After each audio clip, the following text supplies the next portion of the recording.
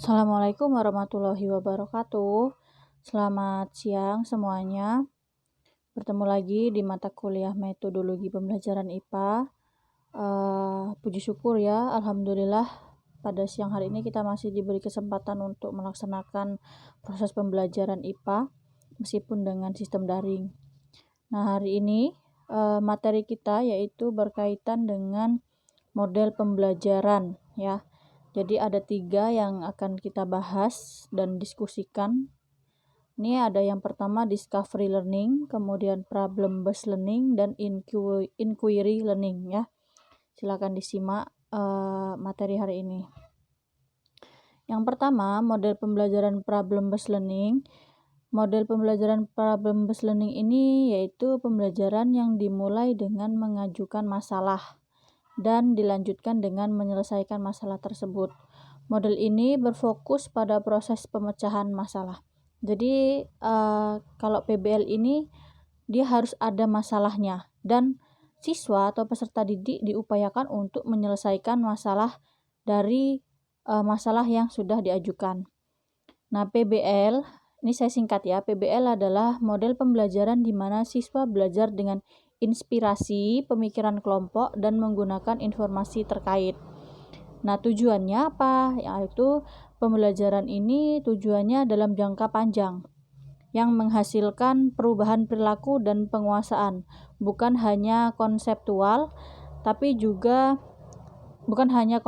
untuk menghasilkan solusi, tapi juga untuk mendorong siswa agar aktif dalam kegiatan diskusi dan memecahkan masalah yang diberikan ya. Kemudian bagaimana peran daripada guru di dalam proses pembelajaran dengan model pembelajaran PBL ini? Jadi peran guru itu mengajukan masalah dan memberikan pertanyaan dan memfasilitasi untuk penyelidikan dari siswanya ya. Penyelidikan yang akan dilakukan siswanya. Nah, langkah-langkah pembelajaran PBL ini itu ada 5. Yang pertama, memberikan orientasi tentang permasalahannya kepada siswa. Jadi perkenalan masalah dulu. Kemudian yang kedua, mengorganisasikan siswa untuk meneliti, membagi kelompok atau bahasa kita membagi kelompok. Kemudian yang ketiga, membantu investigasi mandiri dan berkelompok ya. Kemudian diinvestigasi atau diselidiki masalahnya. Kemudian yang keempat, mengembangkan dan mempresentasikan hasilnya dari melakukan investigasi, kemudian mencari solusi atau memecahkan masalahnya, dapat mengembangkan dan mempresentasikan hasil. Itu adalah langkah yang keempatnya, presentasi. Kemudian yang terakhir, menganalisis dan mengevaluasi proses mengatasi masalah. Jadi apa saja yang sudah dilakukan itu dievaluasi dalam mengatasi masalahnya. Selanjutnya, adapun kelebihan model pembelajaran problem based learning ini yaitu yang pertama, menantang kemampuan siswa serta memberikan kepuasan untuk menemukan pengetahuan baru bagi siswa. Jadi, karena menyelesaikan masalah itu kan sesuatu yang menantang. Kemudian yang kedua, meningkatkan motivasi dan aktivitas pembelajaran siswa. Karena kita menyelesaikan masalah, jadi termotivasi. Kemudian yang ketiga, mengembangkan kemampuan siswa untuk berpikir kritis dan mengembangkan kemampuan mereka untuk menyesuaikan dengan pengetahuan baru. Jadi karena dalam penyelesaian masalah itu kita harus berpikir secara mendalam untuk mengatasi masalah tersebut kan, sehingga mampu mengembangkan kemampuan siswa untuk berpikir kritis. Nah, itu materi berkaitan dengan model pembelajaran PBL ya. Nah, yang kedua ini model pembelajaran discovery learning. Nah, kita lihat pengertiannya. Model pembelajaran ini yaitu artinya model pembelajaran penemuan ya. Nama lainnya atau discovery learning. Nama lain dari pembelajaran penemuan. Sesuai dengan namanya, model ini mengarahkan siswa menemukan sesuatu melalui proses pembelajaran yang dilakukan. Pembelajaran penemuan merupakan bagian dari kerangka pendekatan saintifik. Siswa tidak hanya disodori beberapa teori, tetapi juga berhadapan dengan beberapa fakta dari teori, dan fakta itulah diharapkan siswa dapat merumuskan penemuan. Jadi kalau discovery learning ini intinya yaitu pembelajaran penemuan. Jadi ada menemukan ilmu atau menemukan materi dari pembelajaran yang telah dilakukan ya. Nah, langkah-langkah pembelajarannya yang pertama itu stimulation.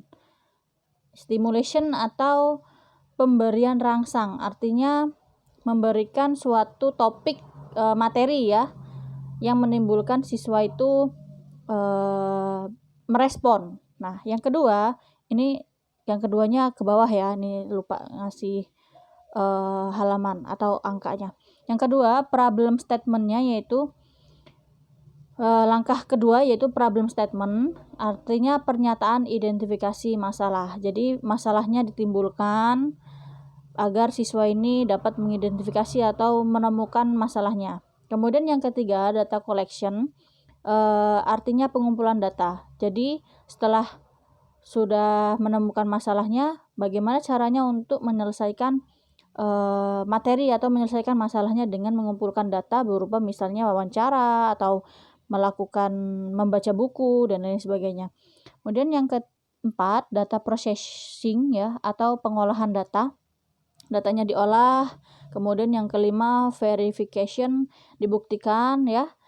Dan yang terakhir yaitu menarik kesimpulan atau disebut dengan generalization. Jadi kesimpulan yang telah dilaksanakan dalam proses pembelajaran ini apa, itu ditarik kesimpulannya. Nah, kemudian adapun model pembelajaran discovery learning ini juga memiliki kelebihan. Yang pertama yaitu membantu siswa memperbaiki dan meningkatkan keterampilan dan proses-proses kognitif ya. Jadi siswa berkaitan dengan kognitifnya itu lebih terampil ya. Kedua, pengetahuan yang diperoleh dapat menguatkan ingatan, pengertian, dan transfer. Yang ketiga, menimbulkan rasa bahagia siswa karena bisa menyelidiki sendiri. Dan yang keempat, menciptakan kondisi proses belajar mengajar menjadi lebih aktif. Yang jelas dalam proses pembelajaran ini, siswa lebih banyak aktif ketimbang guru. Nah, ini model pembelajaran inquiry learning ya. Artinya apa? Adalah kegiatan pembelajaran di mana siswa didorong untuk belajar melalui keterlibatan aktif mereka sendiri dengan konsep-konsep dan prinsip-prinsip, dan guru mendorong siswa untuk memiliki pengalaman dan melakukan percobaan ya yang memungkinkan siswa menemukan prinsip-prinsip untuk mereka sendiri. Jadi di sini adanya percobaan atau eksperimen. Model inquiry menekankan kepada aktivitas siswa secara maksimal untuk mencari dan menemukan, artinya menempatkan siswa sebagai subjek belajar. Jadi memang benar-benar ditempatkan sebagai subjek belajar. Nah, inquiry ini mengandung proses mental yang lebih tinggi tingkatannya ya, seperti merumuskan masalah, merencanakan eksperimen, melakukan eksperimen, mengumpulkan dan menganalisis data, dan menarik kesimpulan. Jadi model ini lebih banyak ke eksperimen atau percobaan. Karena kita berkaitan dengan mata pelajaran IPA atau proses pembelajaran IPA, jadi banyak percobaannya. Model ini memberikan kesempatan kepada peserta didik untuk terlibat secara aktif dalam proses pembelajaran melalui penyelidikan, sehingga melatih peserta didik untuk kreatif dan berpikir kritis untuk menemukan sendiri suatu pengetahuan. Nah, adapun langkah-langkahnya ini yang pertama menjelaskan tujuan pembelajaran ya. Jadi gurunya itu menjelaskan tujuan pembelajarannya apa. Yang kedua, orientasi peserta didik pada masalah. Jadi memperkenalkan suatu masalah juga. Yang ketiga, merumuskan hipotesis atau merumuskan dugaan sementara dari masalah yang sudah dikenalkan tadi. Kemudian yang keempat, melakukan kegiatan eksperimen, melakukan kegiatan percobaan ya. Dan yang keempat, mempresentasikan hasil kegiatan. Jadi setelah selesai melakukan kegiatan, kemudian mempresentasikan sama kelompoknya. Dan yang keenam ya, mengevaluasi kegiatan. Jadi juga dievaluasi kegiatannya, kurangnya apa, lebihnya apa. Jika kurang nanti akan diperbaiki di pembelajaran selanjutnya, jika lebih ya berarti diambil untuk kedepannya lagi.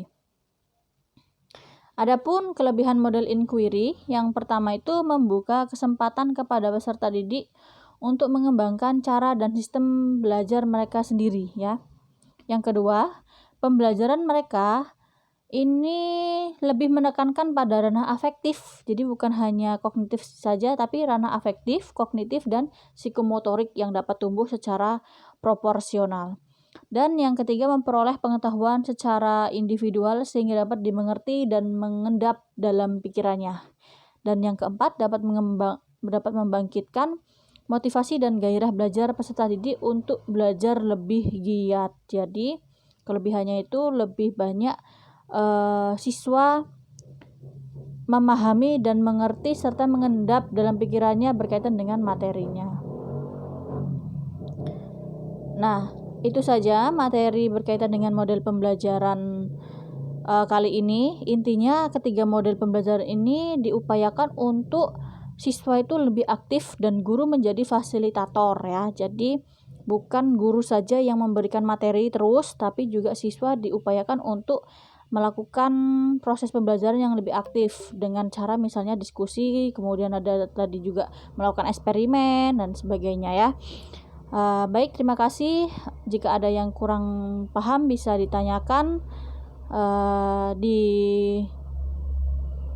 aplikasi yang lain. Saya akhiri. Assalamualaikum warahmatullahi wabarakatuh.